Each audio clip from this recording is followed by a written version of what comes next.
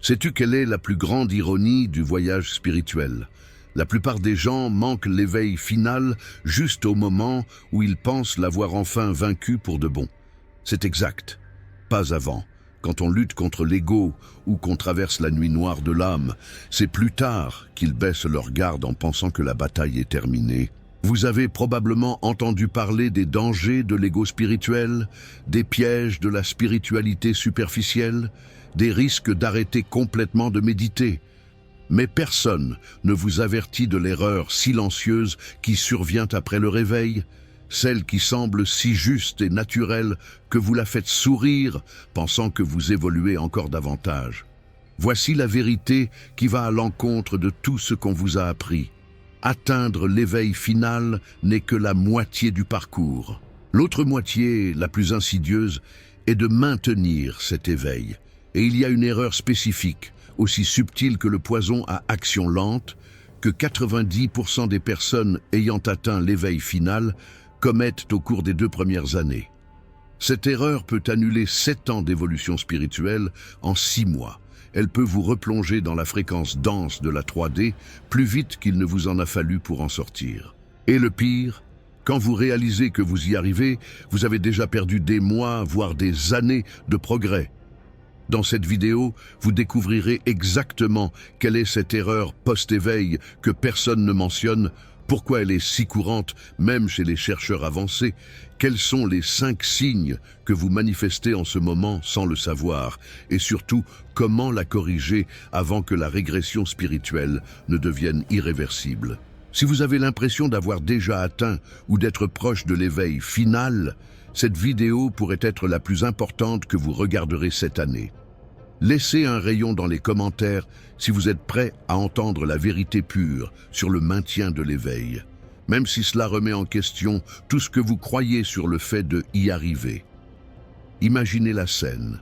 Après des années à plonger profondément dans votre parcours spirituel, vous avez enfin l'impression d'y être arrivé. La Kundalini est levée. La nuit sombre de l'âme est derrière nous, ces 7 choses qui vous liaient ont tout simplement cessé d'exister. Vous n'oscillez plus entre la densité de la 3D et la légèreté de la 5D. Vous restez désormais stable, libre, éveillé. C'est l'éveil final, ce moment que tant de gens recherchent mais que peu atteignent. Et puis, juste au moment où vous êtes censé célébrer cet accomplissement monumental, une erreur silencieuse paraît si insidieuse que 90% des gens la découvrent sans même s'en rendre compte. Cette erreur post-éveil n'est pas ce que vous imaginez. Nous ne parlons pas d'un ego spirituel gonflé, ni de revenir aux anciens schémas destructeurs de votre ancienne vie. Il ne s'agit pas d'arrêter complètement de méditer ou de tomber dans les grossières tentations du monde. C'est quelque chose de bien plus subtil, de bien plus dangereux. Précisément parce que cela semble être la chose la plus naturelle et la plus juste au monde quand on le fait. C'est comme un poison à action lente qui se fait passer pour un nectar spirituel. On le boit en pensant nourrir son évolution, alors qu'en réalité on sabote des années de travail intérieur profond. Si vous avez atteint votre éveil final au cours des 6 derniers mois, 1 an, voire 2 ans, soyez attentifs dès maintenant. Parce qu'il y a de fortes chances que vous soyez en train de commettre cette erreur courante en ce moment même, en lisant ces mots. Et le pire, plus le temps passe sans que vous vous en rendiez compte, plus il devient difficile d'inverser les dégâts. C'est le genre d'erreur qui peut annuler une décennie d'évolution spirituelle en quelques semaines, vous replongeant dans des fréquences denses plus vite qu'une montagne russe en chute libre. Avant de révéler cette erreur dévastatrice, il est important de reconnaître ce que signifie réellement l'éveil ultime. Car beaucoup de gens confondent les étapes de ce parcours. Le premier éveil, survient lorsque vous questionnez la matrice. Vous réalisez qu'il y a quelque chose au-delà de la réalité programmée que vous avez acquis depuis l'enfance.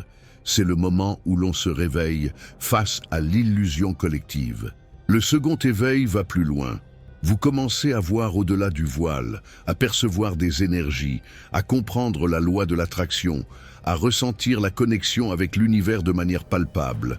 Mais l'éveil final, c'est un tout autre niveau. L'éveil final se produit lorsque vous vous stabilisez définitivement dans une conscience étendue. Ce n'est plus cette balançoire émotionnelle où l'on passe 3 jours à vibrer bruyamment, puis à descendre en densité pendant toute une semaine.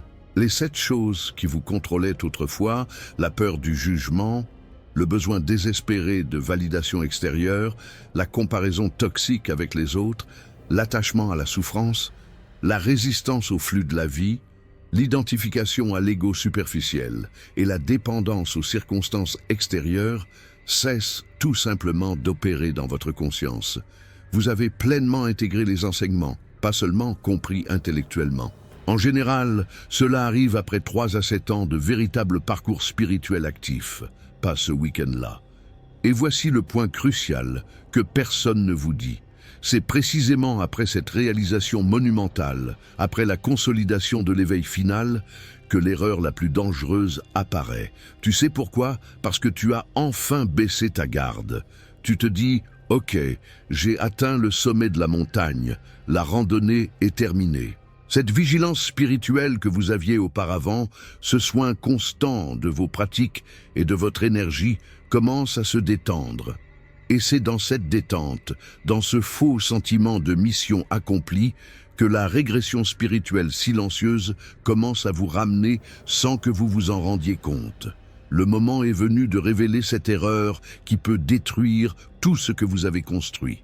Vous cessez simplement de pratiquer ce qui vous a conduit à l'éveil final. Cela semble trop évident, dit ainsi, mais regardez comment cela se passe en pratique. Cette méditation quotidienne sacrée et non négociable, soudain, ça devient « Ah, je n'ai plus besoin de m'asseoir formellement, je suis déjà éveillé tout le temps ».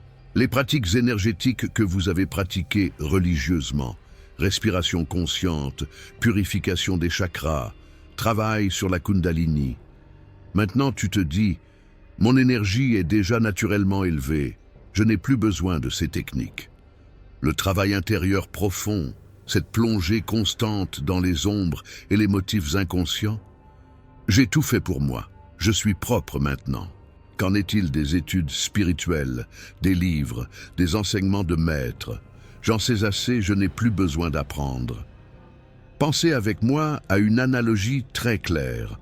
Imaginez un athlète qui s'entraîne obsessionnellement pendant des années pour se rendre aux Jeux Olympiques. Il se réveille à 5 heures du matin, suit un régime strict, s'entraîne 6 heures par jour, travaille chaque muscle, chaque technique, chaque détail de la performance. Enfin, il remporte la médaille d'or, le sommet du sommet, et puis il pense « Ok, je suis déjà champion olympique, je n'ai plus besoin de m'entraîner ». Que se passe-t-il? En 6 mois, ce corps d'athlète d'élite devient un corps ordinaire. Le muscle s'atrophie parce qu'il n'est pas utilisé. La forme cardiovasculaire chute. Les compétences techniques qui ont mis des années à développer commencent à s'estomper. Il reste un ancien champion olympique sur le papier, mais physiquement, il a tout perdu. Spirituellement, cela fonctionne exactement de la même manière, sauf que les gens ne comprennent pas, parce qu'ils ne peuvent pas voir le muscle spirituel s'atrophier.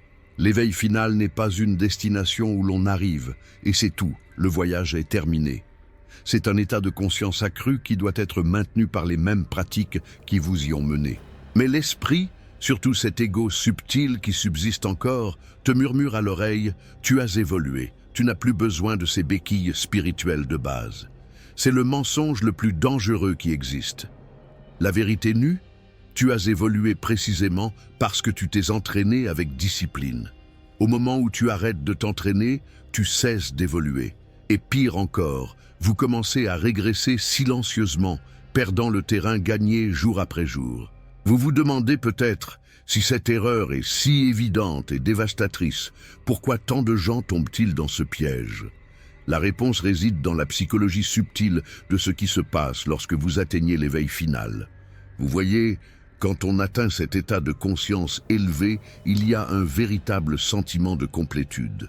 Ce n'est pas une illusion mentale. Tu as vraiment évolué, tu as vraiment transcendé les couches denses de l'ego dégoûtant. Tu vibres vraiment à une fréquence que la plupart des gens ne peuvent même pas imaginer. Ce sentiment est valide et vrai. Le problème, c'est que précisément à ce moment de victoire, l'ego subtil, pas ce moi dégoûtant que vous avez déjà dissous il y a longtemps, commence à fonctionner de manière extrêmement raffinée et intelligente. Cet ego subtil murmure des choses qui semblent profondément spirituelles. Tu as transcendé le besoin de pratique formelle. Tu la pratique maintenant. Vis ça naturellement à chaque respiration.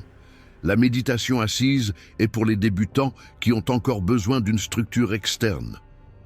Et regardez comme c'est fascinant.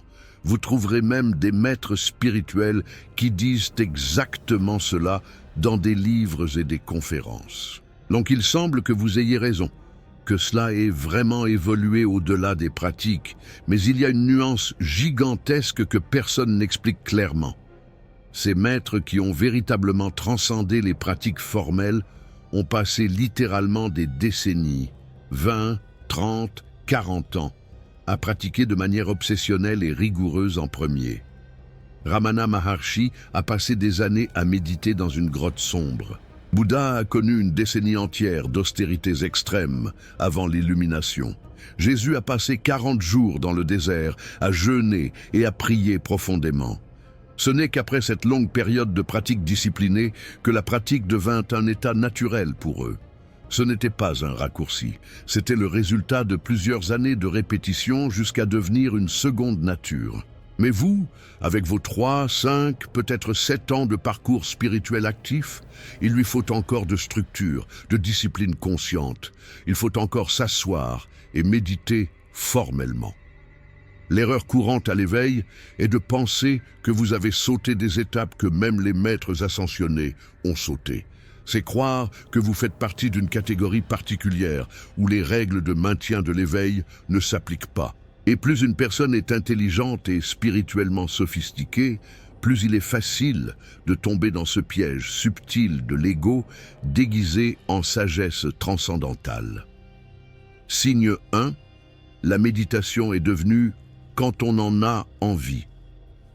Vous vous souvenez quand votre méditation était non négociable ? Qu'il pleuve ou qu'il fasse beau, vous vous asseyez chaque jour à la même heure, vous êtes entré dans cet état profond de silence intérieur. C'était sacré, c'était une priorité absolue dans sa routine. Maintenant, c'est devenu « je médite quand je ressens un vrai besoin », ce qui en pratique signifie presque jamais, car vous êtes toujours naturellement présent.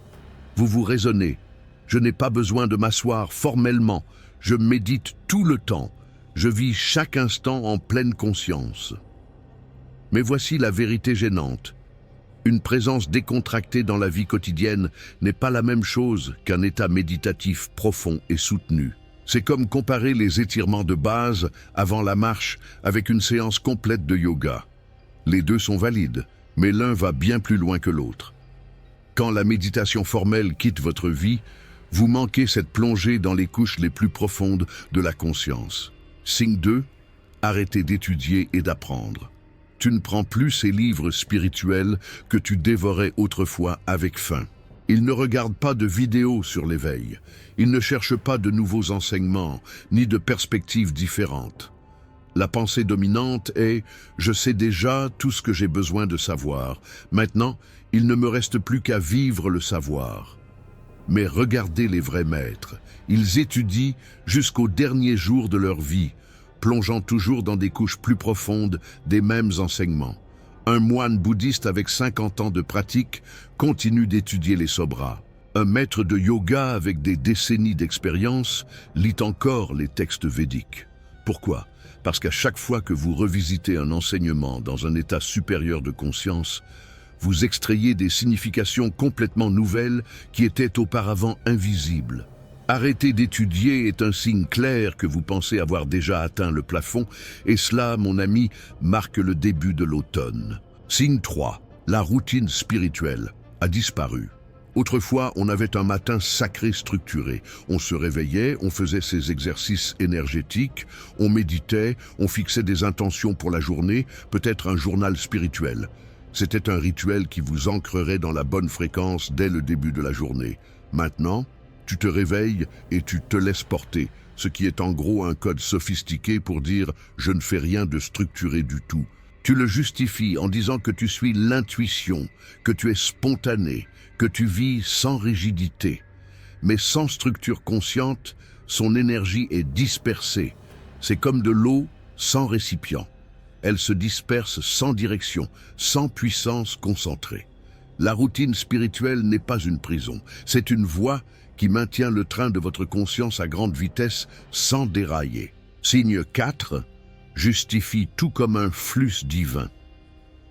C'est peut-être le signe le plus insidieux de tous, car il utilise un langage spirituel pour masquer la paresse de base. Tu n'as pas médité aujourd'hui? L'univers ne m'appelle pas à cette pratique aujourd'hui. Je respecte mon flux intérieur. As-tu mal mangé? As-tu rempli ton corps d'œufs? Mon corps sait exactement ce dont il a besoin. J'ai confiance en sa sagesse. Avez-vous passé la journée à procrastiner sans rien faire de productif? C'est un timing divin. Les choses s'aligneront quand le moment sera venu. Regardez, le flux divin existe, il est réel, et apprendre à le surfer fait partie de l'éveil final. Mais il y a une différence brutale entre se laisser porter sincèrement et utiliser cette idée comme excuse spirituelle pour chaque faux pas, chaque manque de discipline, chaque moment de paresse spirituelle. Quand absolument tout dans votre vie est justifié comme un flux divin, vous devez vous demander, est-ce vraiment un flux ou une fuite déguisée? Signe 5, ressent une régression subtile. Mais ignore, au fond de toi, tu as remarqué quelques signes. Les synchronicités qui se produisaient autrefois quotidiennement apparaissent désormais moins fréquemment. Cette clarté mentale cristalline que vous aviez n'est plus aussi claire. Il y a un brouillard subtil que vous ne pouvez pas identifier. La paix intérieure qui semblait inébranlable a maintenant de petites fissures, des moments où l'anxiété ou l'irritation s'infiltrent à travers des fissures que tu croyais avoir scellées à jamais. Mais au lieu de le voir comme une alarme rouge, indiquant que vos pratiques ont cessé et que vous devez reprendre en urgence, vous l'ignorez. Il se dit « ce n'est qu'une phase d'intégration, ça passera bientôt ». Il se raisonne. Même les maîtres ont de mauvaises journées, c'est normal.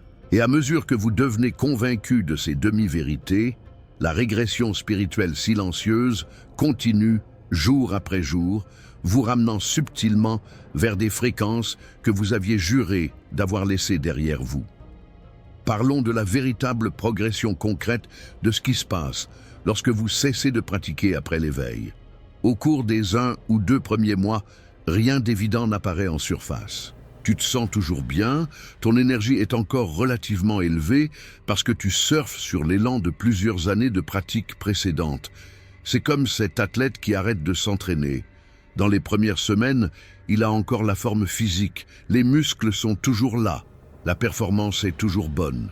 Alors vous vous regardez et vous vous dites « Tu vois, j'avais raison, je n'ai pas vraiment besoin de répétitions formelles, je suis encore éveillé sans elles. » Mais c'est la phase la plus dangereuse, car vous êtes trompé par l'inertie positive de votre travail passé. Entre le 3e et le 4e mois, des régressions subtiles commencent à apparaître si l'on prête une réelle attention. Des synchronicités autrefois constantes se produisent maintenant de façon sporadique. Ton intuition, cette voix intérieure claire et précise qui t'a guidé, n'est plus aussi vive. Tu hésites davantage, tu doutes davantage, tu dois rationaliser des décisions qui coulaient naturellement autrefois. La paix intérieure qui semblait solide comme la roche a maintenant des moments d'instabilité, comme si de petites vagues parvenaient à faire trembler le bateau autrefois fermement ancré.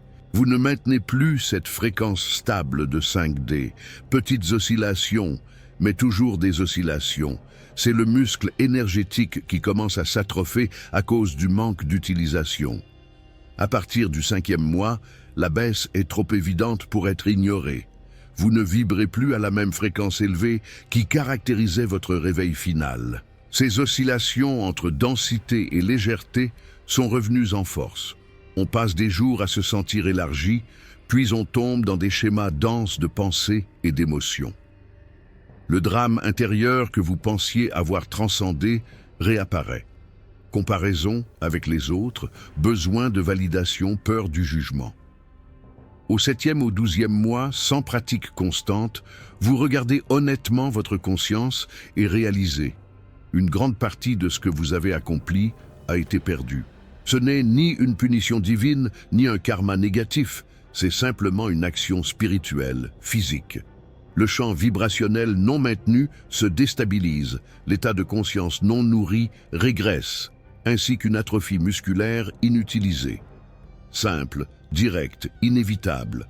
La bonne nouvelle, c'est que vous n'avez pas à revenir à cette intensité presque obsessionnelle où vous cherchiez activement l'éveil final. Vous n'avez pas à méditer 3 heures par jour, à participer à des retraites silencieuses mensuelles ou à étudier des textes spirituels pendant des heures.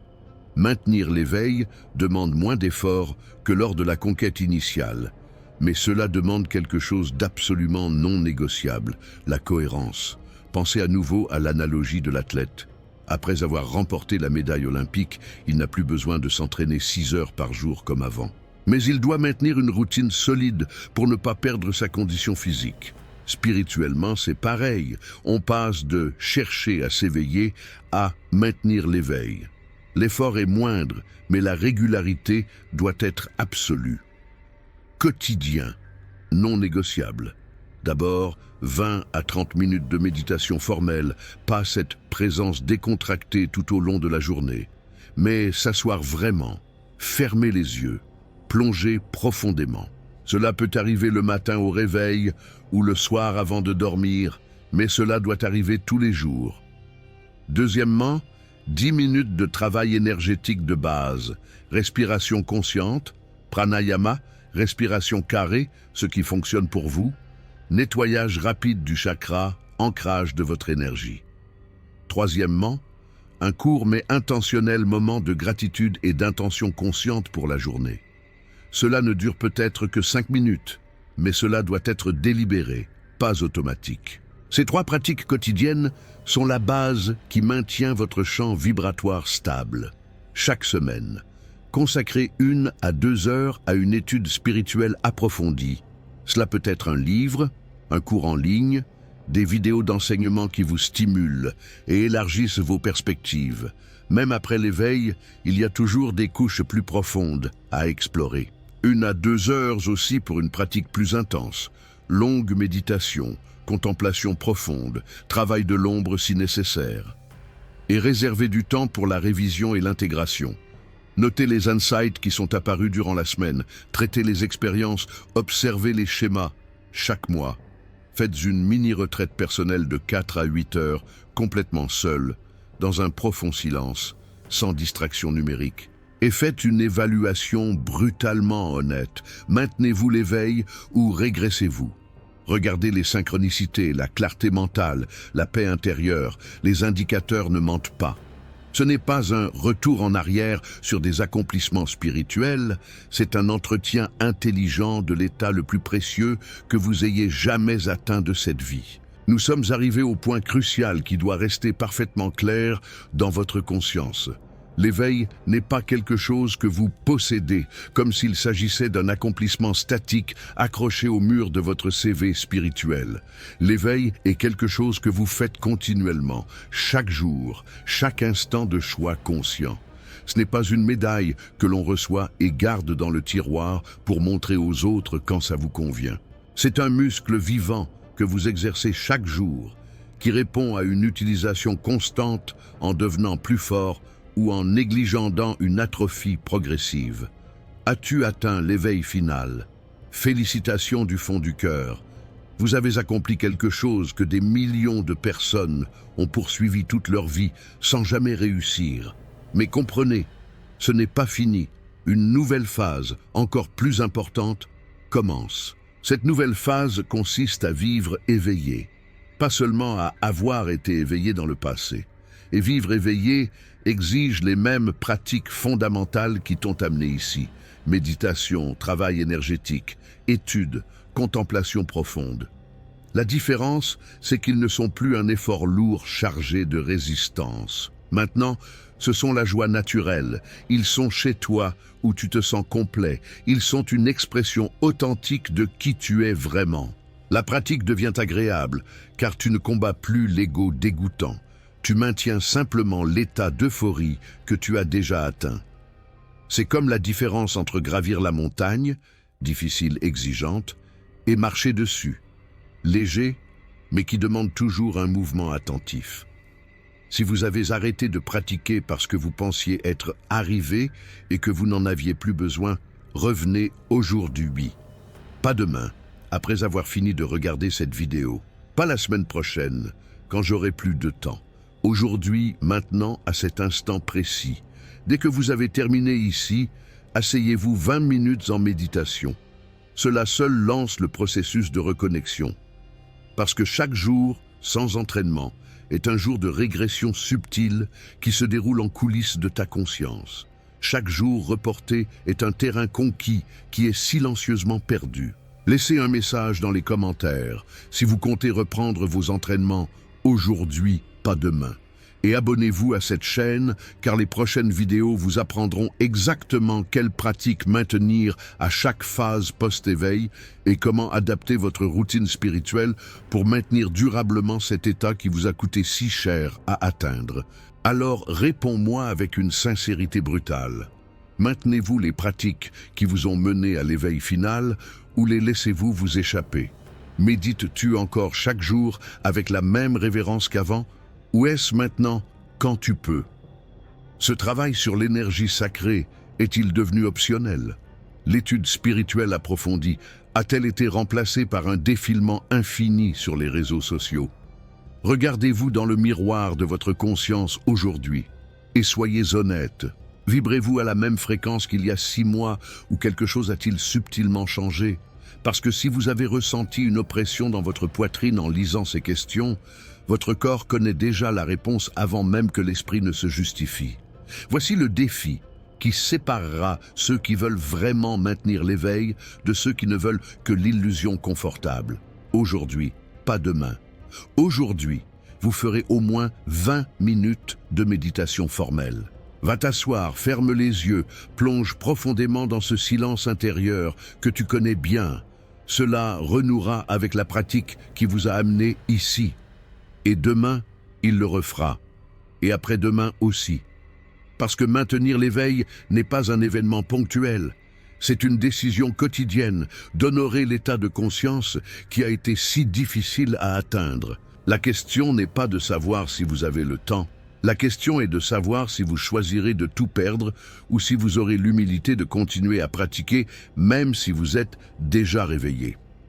Cette vidéo est terminée. Mais votre parcours pour maintenir l'éveil ne fait que commencer.